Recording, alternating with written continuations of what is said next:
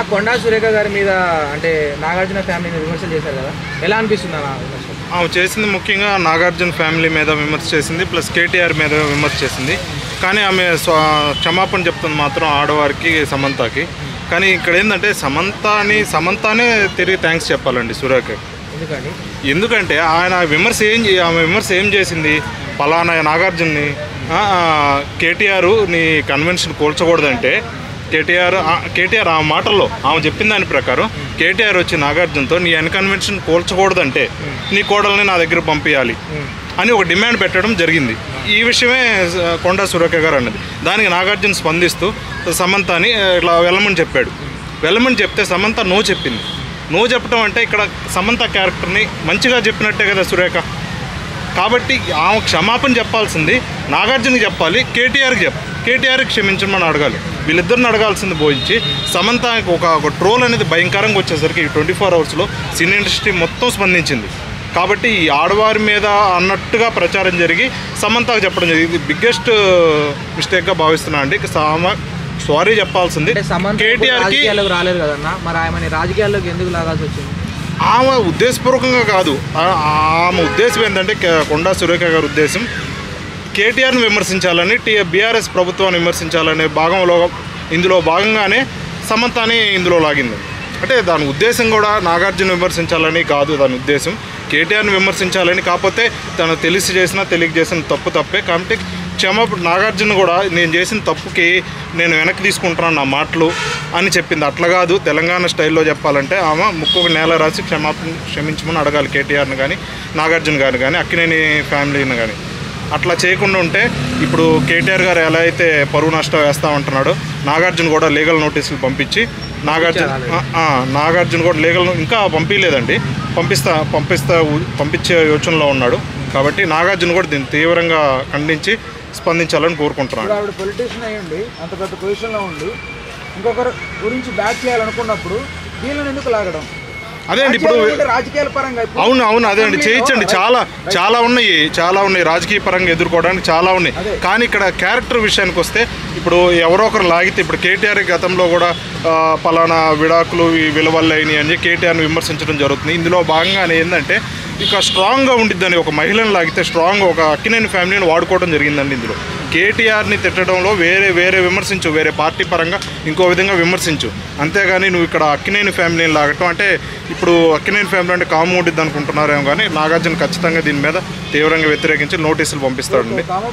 Common people ఎవరైనా గొడవ పడాలి అంటే వాళ్ళ అమ్మను వాళ్ళ అక్కను యూజ్ చేస్తారు, వాళ్ళు ఏదైనా బూతులు మాట్లాడేటప్పుడు. అది కామన్ పీపుల్. అవునవును. ఒక మంచి పొజిషన్లో ఉండి ఒక ఫారెస్ట్ దేవాదాయ శాఖకి అటవీ శాఖలో అంత గ్రేట్ పొజిషన్లో ఉంటూ కూడా ఆవిడ ఒక చీప్ స్ట్రాటజీ వాడడం. అవునండి, దీన్ని ఎవరైనా తీవ్రంగా ఖండిస్తారండి. అందరు ఖండించారు, వెరీ గుడ్. దాని తగ్గట్టుగా నా స్పందించి వెనక్కి తీసుకుందండి. వెనక్కి తీసుకోవడం కాదు, మాటలు వెనక్కి తీసుకోవడం కాదు. అవునండి. తను అది కూడా ఏంటంటే ఇంత భారీగా వ్యతిరేకత వచ్చేసరికి ఆమె వెనక్కి తీసుకుంటే ఎట్లా కాకుండా ఆమె ఖచ్చితంగా క్షమాపణ చెప్పి తీరాలి. ఆ ఉద్దేశం ఏందో చెప్పి తీరాల్సిందిగా కోరుతున్నామండి. అంటే ఈ వాక్యలో గత 24 అవర్స్ నుంచి చూసుకుంటే కదా ఇది కాంగ్రెస్ పార్టీకి చాలా మైనస్ అవుతుందండి. ఇది కొండా సురేఖ వల్ల. ఇప్పటి వరకు రేవంత్ రెడ్డి గారు స్పందించలేదు కదా దాని మీద? అవునండి, ఖచ్చితంగా వెయిట్ వేస్తాడండి రేవంత్ రెడ్డి. ఒక 1 or 2 days చూసి ఖచ్చితంగా ఈమె మీద సస్పెన్షన్ వెయిట్ వేయటం కానీ, ఈ మంత్రివర్గం నుంచి తొలగించడం కానీ జరుగుతుందండి. ఈ జరగకముందే ఈమె స్పందించి కొంచెం బహిరంగంగా క్షమించమని కోరాలని కోరుకుంటున్నాం. అక్కినేని ఫ్యాన్స్ ఎలా రియాక్ట్ అవుతారు? అక్కినేని ఫ్యాన్స్ ఆల్మోస్ట్ కొన్ని జిల్లాల్లో కూడా కొండా సురేఖ గారి దిష్టిబొమ్మ దగ్ధం చేయడం జరుగుతుందని కొన్ని మనం చూస్తున్నాం ఉదయం నుంచి. అక్కినేని ఫ్యాన్స్ కూడా చాలా తీవ్ర ఆవేదన వ్యక్తం చేస్తున్నారండి కొండా సురేఖ మీద. ఇప్పుడు కొండా సురేఖ గారు ఒక చిన్న లాజిక్ ఇస్తారు ఇక్కడ. ఇప్పుడు ఫర్ సపోజ్ ఒక ఫ్యాన్ వారా జరుగుతుంది ట్విట్టర్ లో, వాట్ ఎవర్, ఒక ఫ్యాన్ ఒక హీరో ఫోటో పెట్టుకొని ఏదో కామెంట్ చేశాడు అదర్ హీరోని, అంత మాత్రాన హీరో చేయించినట్టు కాదు కదా? కాదండి. అంటే ఆ లాజిక్ ప్రకారం ఏంటంటే కేటీఆర్ ఇవన్నీ చేయిస్తున్నాడు వెనకాల. బీఆర్ఎస్ సోషల్ మీడియా నడుపుతుంది, కేటీఆర్ఏ నడుపుతున్నాడని, వీళ్ళ వెనకాల కూడా వీళ్ళందరికీ ఒక జీతాలు ఇచ్చి కేటీఆర్ఏ నడుపుతున్నాడని ఆ అనుమానం పడి విమర్శించడం జరిగిందండి. ఇందులో నిజమెంత ఎంక్వైరీ చేసి తేల్చాల్సింది పోయి ఇక సంబంధం లేని ఒక రాజకీయంతో సంబంధం లేని ఒక ఫ్యామిలీని లాగి కేటీఆర్ని తిట్టాలనుకో వేరే విధంగా తిట్టిన ఒక రాజకీయ నాయకులకు సంబంధం లేని ఫ్యామిలీ. ఇప్పటికి కూడా నాగార్జున చాలా సాఫ్ట్గా స్పందించాడండి. ఇట్లా కాదు, చాలా ఘాటుగా ఉండాలి నాగార్జున స్పందన కూడా. ఇప్పటికే అక్కినేని ఫ్యామిలీ ఇయర్ బాగా వినపడింది వాళ్ళ పేరు. అవునవునండి, మొన్న కన్వెన్షన్ తీయటం కానీ మ్యారేజ్ అవ్వనివ్వండి, బిగ్ బాస్ టైం ఆయన హోస్టులు చేస్తున్నామండి, వాట్ ఎవర్. మొన్న 100 days ఫంక్షన్ చేశారు, ఆయన బర్త్డే ఫంక్షన్ అక్కినేని నాగేశ్వరరావు గారికి. సో ఇయర్ బాగా వినపడుతుంది వాళ్ళ పేరు. సో అట్లాంటి టైంలో సెన్సిటివ్ మ్యాటర్లు అనవసరంగా ఎందుకు ఇరికిచ్చారు అనేది నా అభిప్రాయం. అంటే అనవసరంగా ఇరికిచ్చారంటే ఒక రిలేషన్ అనేది ఒక కంప్లీట్ కేటీఆర్ని విమర్శించే భాగమేనండి. ఇప్పుడు ఇంకొకరిని ఎవరిని చూపించి తేలో అర్థం కాలేదు. ఇంకోటి ఏంటంటే నాగార్జున కూడా కొంచెం ఆపోజిట్ ఉంది కాంగ్రెస్ కూడా. కేటీఆర్ కూడా చాలా క్లోజ్గా ఉంటాడు నాగార్జున తోటి.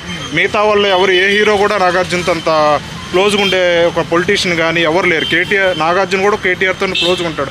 కాబట్టి ఈ బంధం నిజమైద్దేమో అని ప్రజలు అనుకుంటారని ఆమె వాళ్ళ కోడల మీద నింద వేసింది.